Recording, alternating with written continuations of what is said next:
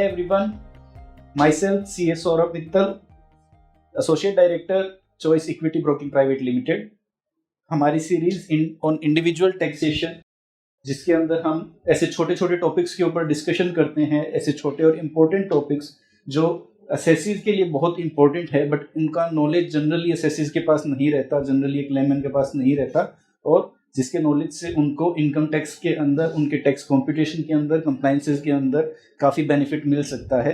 उसके बारे में हम डिस्कस करते हैं। हमारे लास्ट एपिसोड के अंदर हमने कवर किया था कि कैसे हम थोड़े से कंप्लायंसेस के अंदर अपनी बिजनेस इनकम के ऊपर टैक्स पे कर सकते हैं और अपने टैक्स को कम भी कर सकते हैं, अपनी टैक्सेबल इनकम को कम कर सकते हैं और अल्टीमेटली हमारे टैक्स को भी हम लो कर सकते हैं।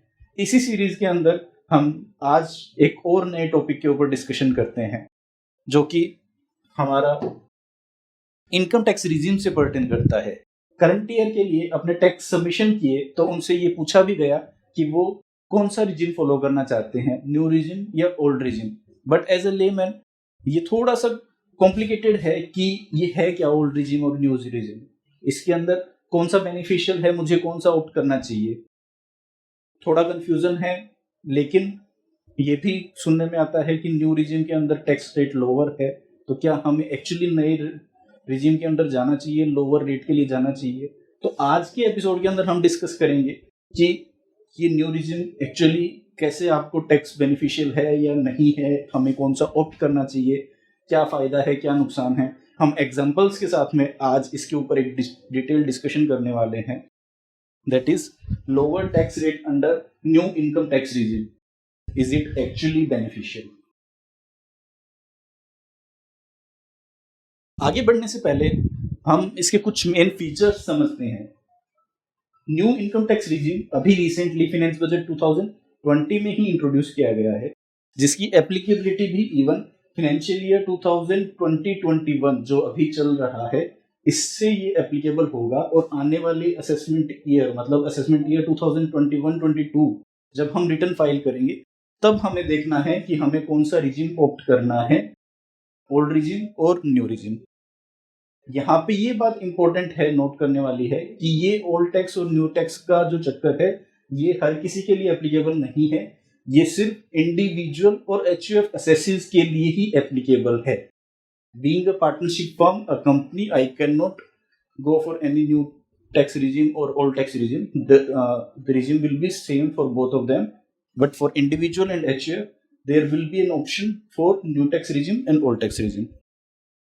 एक और चीज जो यहाँ पे ध्यान देने वाली है, न्यू टैक्स रिजीम के लिए ऑप्ट करना वॉलंटरी ऑप्शन है, आपके लिए कंपलसरी नहीं है। ऐसा नहीं है कि आपको नए टैक्स रिजीम के अंदर जाना ही पड़ेगा।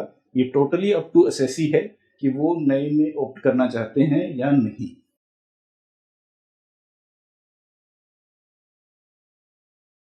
अभी तक last financial year, last assessment year तक हम स्लैब रेट्स को कुछ इस तरीके से समझते थे कि जनरली 3 स्लैब रेट्स होती हैं, 5%, 20% और 30%। बट नए टैक्स रिजीम के अंदर उन्होंने काफ़ी सारी स्लैब रेट्स को इंट्रोड्यूस किया है। हर 2.5 लाख रुपए की इनकम की बढ़ोतरी के साथ साथ आपको एक नया टैक्स रेट, नया स्लैब रेट मिल रहा है। अगर हम इस टेबल को समझें तो 2.5 लाख रुपए तक दोनों रिजीम के अंदर, ओल्ड और न्यू रिजीम, आपको 0 टैक्स पे करना है, 0% ऑफ टैक्स पे करना है। बट जैसे ही आप 2.5 से 5 लाख रुपए पे पहुंचते हैं, आपका टैक्स रेट 5% है दोनों रिजीम के अंदर। 5 से 10 लाख रुपए के ऊपर 20% का रेट था, बट अब उन्होंने इस रेट को तोड़ के 5 से 7.5 तक 10% कर दिया है, और 7.5 से 10 लाख रुपए के ऊपर 15% कर दिया है।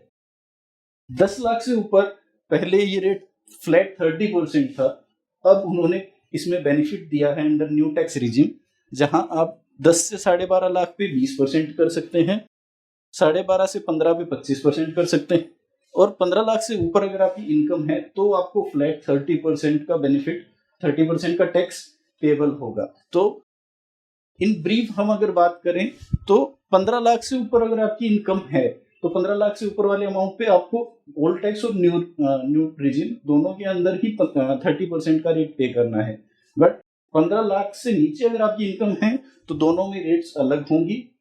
15 लाख तक की आपकी इनकम के ऊपर ओल्ड रिजिम में अलग रेट से टैक्स लगेगा और न्यू रिजिम में अलग टैक्स रेट लगेगा, जो कि न्यू रिजिम के अंदर टैक्स रेट लोअर है। एक प्राइम फेस से हम अगर देखते हैं तो ऐसा समझने में लगता है कि न्यू रिजिम के अंदर टैक्स रेट्स कम है, तो obviously we will opt for new tax regime. But जब हम इसको और थोड़ा डिटेल में समझते हैं तो हमें समझ में आएगा कि शायद ये हमारे लिए नहीं है, इसमें जाने से हो सकता है कि हमें नुकसान ही हो, तो हमें ओल्ड रिजिम में ही रहना चाहिए। तो आने वाली स्लाइड्स में हम देखेंगे कि क्या दोनों में डिफरेंशिएशन है, क्या ऐसी छुपी हुई चीजें हैं जो न्यू रिजिम के अंदर हमारे लिए नुकसानदायक भी हो सकती है।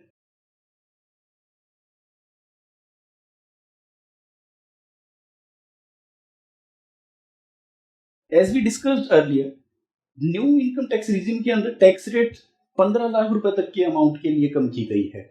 हमने देखा कि 15 लाख से ऊपर अगर आपका इनकम है तो दोनों केसेस के अंदर आपको फ्लैट आपको 30% का अमाउंट ही, आपको 30% की रेट से ही टैक्स पे करना है on the amount of income above ₹15 lakh.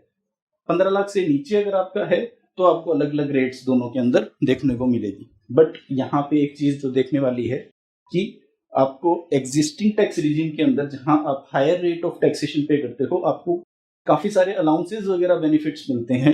आपको एचआरए, अगर आप सैलरीड एम्प्लॉयड हैं तो आपको एक एचआरए का बेनिफिट मिलता है, आपको लिव ट्रैवल अलाउंस का बेनिफिट मिलता है, आपको स्टैंडर्ड डिडक्शन 50,000 रुपए का बेनिफिट मिलता है, आपको 80C के अंदर 1.5 लाख रुपए की डिडक्शन तक का based upon your investment benefit मिलता है।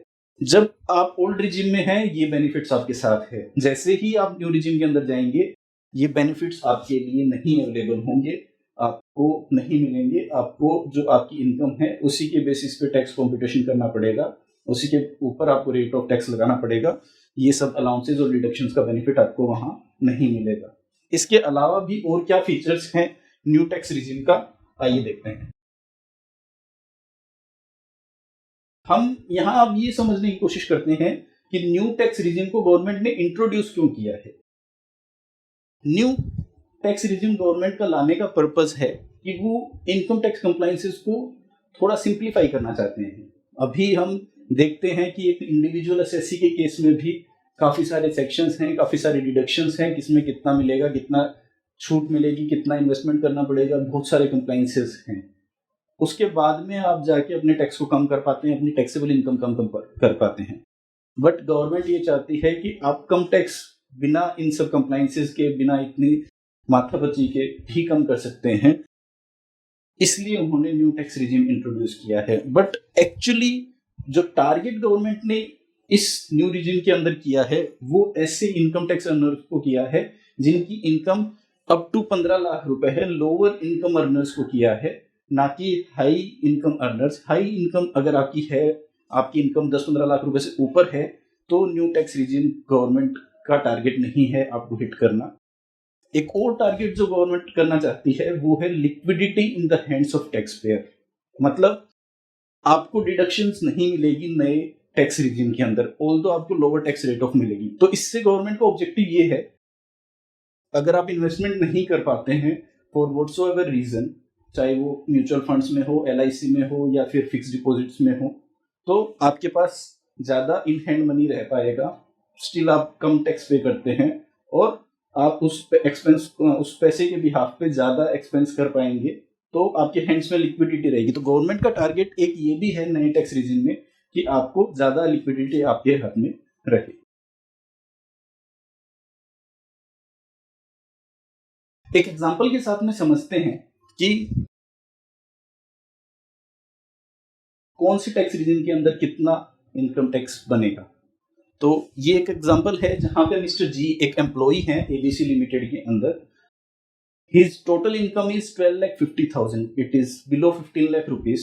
So with the example we will understand कि न्यू टैक्स रिजिम के अंदर मेरा टैक्स रेट्स कम है, क्या ये न्यू टैक्स रिजिम मिस्टर जी के लिए बेनिफिशियल है जिन्होंने 1 लाख रुपए during the financial year previous year 1 lakh रुपए म्यूचुअल फंड्स के अंदर इन्वेस्ट किया है, 60,000 ट्यूशन फी के अंदर उन्होंने पे किया है अपने चिल्ड्रंस के लिए, 20,000 उन्होंने हेल्थ इंश्योरेंस प्रीमियम का पे किया है। तो ऑलमोस्ट 1,60,000 उनके पास अवेलेबल है सेक्शन 80C के अंदर डिडक्शन के लिए, क्योंकि ये एक तरीके का इन्वेस्टमेंट है उनका।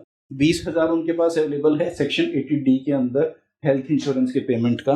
तो ये चीज़ें, ये दोनों बेनिफिट्स उनको ओल्ड टैक्स रिजीम में मिलेंगे, ये डिडक्शंस उनको न्यू टैक्स रिजीम में अवेलेबल नहीं है। तो इसके बेसिस पे हम समझते हैं कि क्या न्यू टैक्स रिजीम इनके लिए बेनिफिशियल है, क्या टैक्स उनके लिए न्यू टैक्स रिजीम में कम बनता है या ओल्ड में कम बनता है। तो पहले हम कंप्यूट करेंगे कि taxable income in the hands of mister G कितना होगा। मिस्टर जी के हैंड्स में ओल्ड टैक्स रिजीम में 12.5 लाख रुपए उनकी ग्रोस इनकम थी। उसमें से उनको 50,000 का फ्लैट स्टैंडर्ड डिडक्शन मिलता है अंडर सेक्शन 60। 80C के अंदर उनको, ऑल्दो उनका इन्वेस्टमेंट 1,60,000 का था, बट उनको 1.5 लाख रुपए तक का अमाउंट एग्जेम्प्ट होगा, डिडक्ट होगा। तो यहाँ पे 1.5 लाख का बेनिफिट उनको वो मिलेगा। 20,000 उनको 80D के अंदर मिलेगा। तो उनका नेट टैक्सेबल इनकम जो निकल के आएगा वो 10,30,000 रुपया होगा। वहीं अगर वो न्यू टैक्स रिजीम में ऑप्ट करते हैं तो उस केस में उनको इन तीनों का ही बेनिफिट नहीं मिलेगा, स्टैंडर्ड डिडक्शन भी नहीं मिलेगा, 80C का डिडक्शन भी नहीं मिलेगा और हेल्थ इंश्योरेंस का भी डिडक्शन नहीं मिलेगा।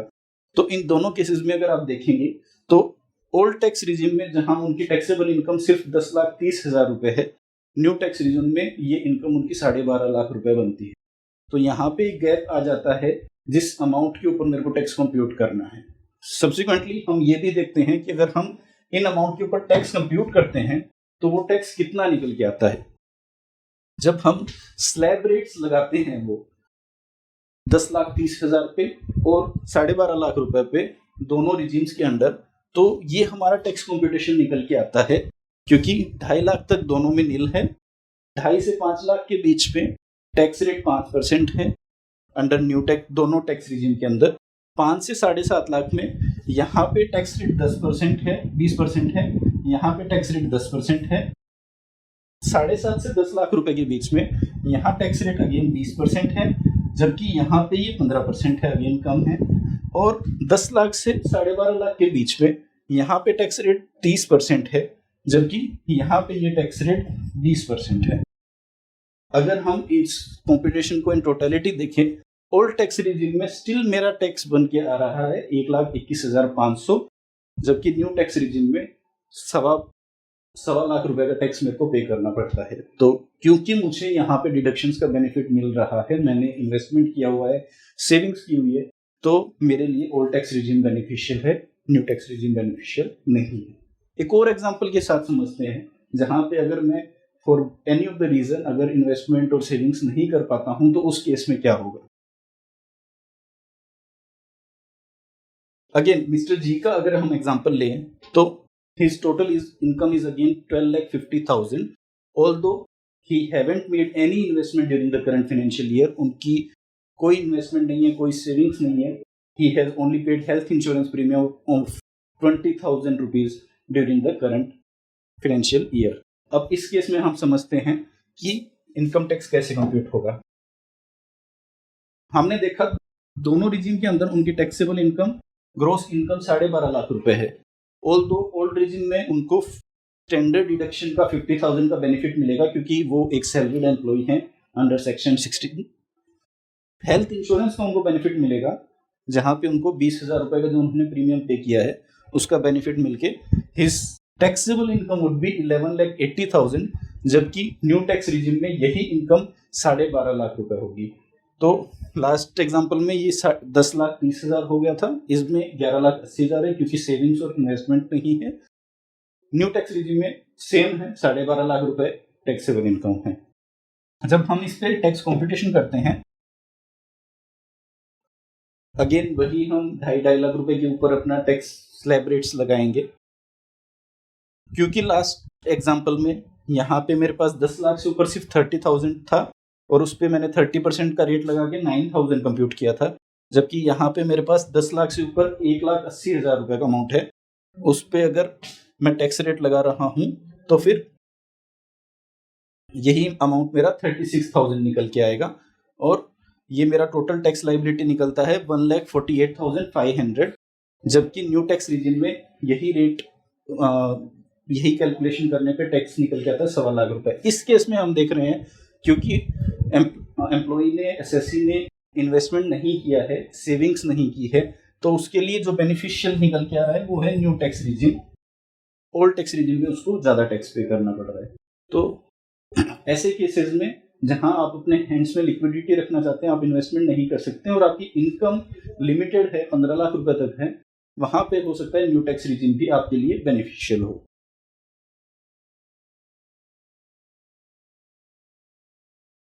इसके अलावा ये हमने समझा कि क्या दोनों में डिफरेंसेस हैं, क्या अलाउड है, क्या नहीं अलाउड है। कुछ एक चीजें और हैं जो हमें समझनी है before we opt for the new tax reason.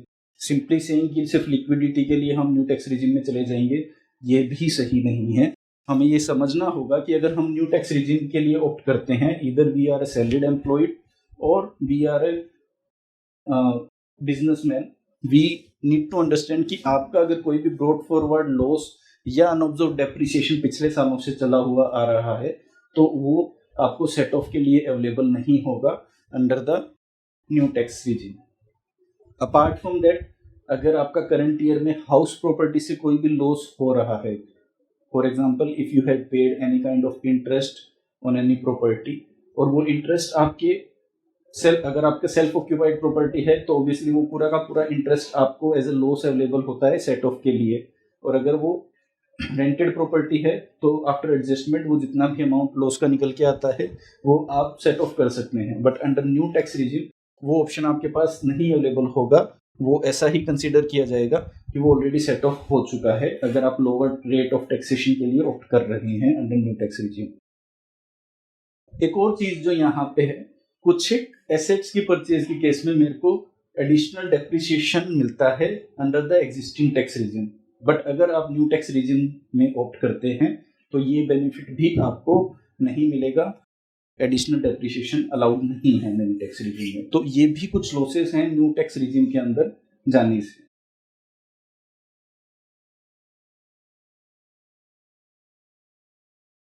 ये हमने समझा कि न्यू टैक्स रीजन क्या है, ओल्ड टैक्स रीजन क्या है, कौन सा बेनिफिशियल है, किसमें क्या रेट्स है, क्या और कॉम्प्लिकेशंस हैं, क्या एग्जांपल के साथ में हमने पूरा डिटेल में डिस्कशन किया। बट अभी हम ये डिस्कस कर रहे हैं कि हमें ऑप्ट कैसे करना है between the new tax regime and the old tax regime. तो सबसे पहले हम केस समझते हैं एक सैलरीड टैक्स पेयर का। अगर आप एक सैलरीड एम्प्लॉय है जिसको टैक्स फाइलिंग के टाइम आपका ईयर की स्टार्टिंग के अंदर आपके एम्प्लॉयर ने आपसे पूछा कि आप न्यू टैक्स रीजन में जाना चाहते हैं या ओल्ड में, तो आपके पास ऑप्शन है कि आप उस वक्त कुछ भी उसको बोल सकते हैं, न्यू या ओल्ड। बट आप उस ऑप्शन को बाद में रिवाइज भी कर सकते हैं जब आप रिटर्न फाइल करते हैं। ऐसा नहीं है कि आपने एम्प्लॉयर को अगर न्यू टैक्स रीजन के लिए बोल दिया तो आपको रिटर्न फाइलिंग के टाइम पे भी वही फाइल करना पड़ेगा, आप उसको चेंज कर सकते हैं। इवन अगर आप इस असेसमेंट ईयर 2021-22 के लिए अगर न्यू टैक्स ऑप्ट भी कर लेते हैं तो आप अगले साल इसको वापस ओल्ड में ऑप्ट कर सकते हैं और चेंज कर सकते हैं, इस पे कोई एज सच लिमिटेशन नहीं है। बट अगर आप नॉन सैलरी टैक्स पेयर हैं तो आपको at the time of return filing he choose करना है कि आप ओल्ड टैक्स रीजन में जाना चाहते हैं या न्यू टैक्स रीजन में जाना चाहते हैं। दूसरी चीज जो यहाँ पे ध्यान देने वाली है, नॉन सैलरी टैक्स पेयर्स के केस में once you opt for the new tax regime और आप उससे ऑप्ट आउट करते हैं तो आप वापस न्यू टैक्स रीजन नहीं ऑप्ट कर पाएंगे। ये ऑप्शन वन टाइम अवेलेबल है in case of non salary tax payer. तो नॉन सैलरी टैक्स पेयर के पास में उतनी फ्लक्चुएशंस, उतनी ऑप्शंस नहीं अवेलेबल जितने सैलरीड के केस में है। सैलरीड के केस में आप फ्रीक्वेंटली इसके अंदर चेंजेस भी कर सकते हैं year on year basis. So on this note, if you like this video, press the like button, share and subscribe this channel and share the video also.